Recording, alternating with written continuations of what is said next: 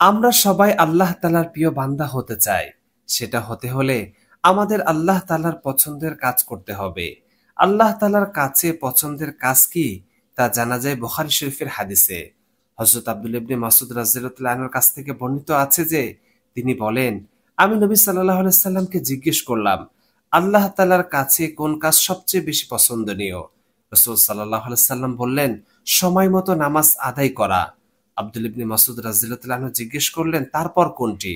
রাসূল সাল্লাল্লাহু আলাইহি সাল্লাম বললেন, বাবা মায়ের সঙ্গে ভালো ব্যবহার করা। আব্দুল্লাহ ইবনে মাসউদ রাদিয়াল্লাহু আনহু জিজ্ঞেস করলেন, এরপর? রাসূল সাল্লাল্লাহু আলাইহি সাল্লাম বললেন, আল্লাহর রাস্তায় জিহাদ করা। আব্দুল্লাহ ইবনে মাসউদ রাদিয়াল্লাহু আনহু বললেন, নবী সাল্লাল্লাহু আলাইহি সাল্লাম এগুলো সম্পর্কে আমাকে বলেছেন। আমি রাসূল সাল্লাল্লাহু আলাইহি সাল্লামকে আরো বেশি প্রশ্ন করলে রাসূল সাল্লাল্লাহু আলাইহি সাল্লাম আমাকে আরো জানাতেন। রাসূল সাল্লাল্লাহু আলাইহি সাল্লাম হযরত আলী রাদিয়াল্লাহু আনহুকে লক্ষ্য করে বললেন, হে আলী, আল্লাহ তাআলার কাছে বেশি প্রিয় কাজ হলো তিনটি। এক, যে ব্যক্তি আল্লাহ তাআলা কর্তৃত্ব তার উপর ফরজকৃত কাজগুলো পালন করে সে হলো সবচেয়ে বড় আবেদ। দুই, আর যে ব্যক্তি আল্লাহ তাআলা কর্তৃত্ব নিষেধকৃত কাজগুলো থেকে বিরত থাকে সে হলো সবচেয়ে বড় সংযমী। তিন নম্বর, আর যে ব্যক্তি আল্লাহ তাআলা তার জন্য যে জীবিকা নির্ধারণ করেছেন তাতেই তুষ্ট থাকে সে হলো সবচেয়ে সামর্থ্যবান কৃতজ্ঞ।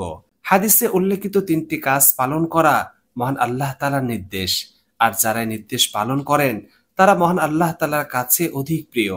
আর এই কারণেই তাদেরকে আবেদ, সংযমী ও সামর্থ্যবান বলে উল্লেখ করা হয়েছে। আল্লাহ তাআলা কোরআনের একাধিক স্থানে এ তিনটি বিষয় নিয়ে একাধিক আয়াত নাজিল করেছেন। আল্লাহ তাআলা বলেন, রাসূল তোমাদেরকে যা দেন তা গ্রহণ করো এবং যা থেকে নিষেধ করেন তা থেকে বিরত থাকো এবং আল্লাহকে ভয় করো।